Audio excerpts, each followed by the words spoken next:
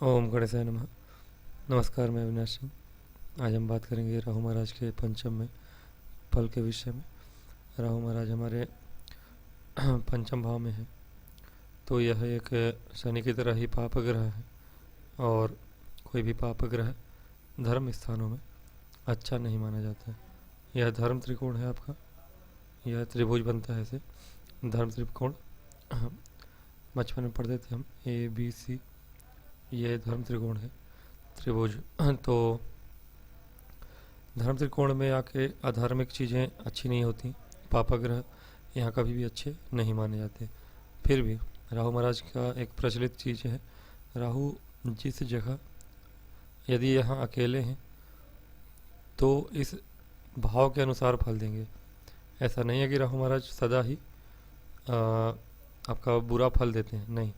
यदि स्वतंत्र राहु हों, अशुभ भाव में है और शुभ ग्रहों से दृष्ट है, अशुभ ग्रहों के प्रभाव में नहीं है, तब यह राहु महाराज आपके अच्छा फल देते हैं कहीं ना कहीं। हालांकि है तो कह सकते हैं राक्षस, और राक्षसी प्रवृत्ति कभी ख़त्म नहीं होती है। तो कितना भी अच्छा फल दें तो थोड़ा बहुत राक्षसी प्रवृत्ति मतलब लालच, बहुत चीज़ों को बढ़ा देना, इस भाव से संबंधित चीज़ों को आपको बढ़ा देंगे। शिक्षा है, प्रेम है, आप प्रेम को पाने के लिए किसी भी हद तक जा सकते हैं। और राहु महाराज जहाँ बैठे हैं, शुभ होके भी बैठे हैं, तो प्रेम पाने के लिए आप उत्सुकता आपके अंदर बनी रहती है। प्रेम में आप छल भी कर सकते हैं। राहु महाराज छलावा है, तो छलावा करना, ऐसे जातक बहुत ज़्यादा प्रेमी स्वभाव हो सकते हैं, बहुत ज़्यादा प्रेम का दिखावा करना और छलावा करना।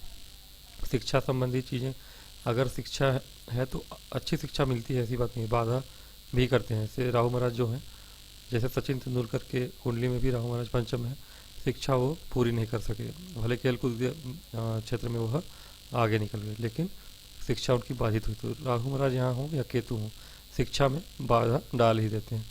लेकिन यदि स्वतंत्र राहु हैं यहाँ पर और शुभ ग्रहों से दृष्ट है, तब तो यह शिक्षा अगर आप करते हैं तो राहु संबंधित, आज के ज़माने में इंटरनेट के कारक है राहु, ऑनलाइन चीज़ें पढ़ के, ऑनलाइन ही पढ़ाई करके, चाहे टेक्निकल फील्ड की पढ़ाई शनि की तरह ये भी आपको कराते हैं, और गुप्त ज्ञान की पढ़ाई आप कर सकते हैं। तो सॉरी, कहीं ना कहीं राहु महाराज आपके पंचम में अच्छे और बुरे दोनों हैं। हमारे ऋषियों ने पूर्व काल के समय से, चूँकि राहु बुरे ही हैं तो बुरे ही कहे हैं।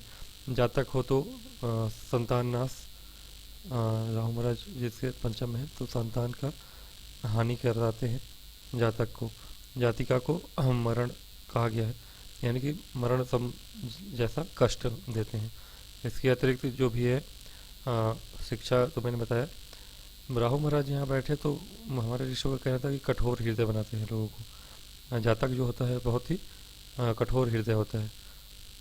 और कहीं ना कहीं ऐसा जातक जो होता है वह मोदी जी की तरह हमारे नाक से बोलने वाला होता है। मैं मोदी जी की बुराई नहीं कर रहा हूँ, कोई भी हमारे दर्शक जो होंगे ये ना समझे कि मैं मोदी के खिलाफ हूँ। तो मोदी जी की तरह मैंने एक उदाहरण दिया, वो फेमस है इसलिए मैं भी उनका समर्थन करता हूँ मोदी जी का, क्योंकि बहुत ही कर्मठ है।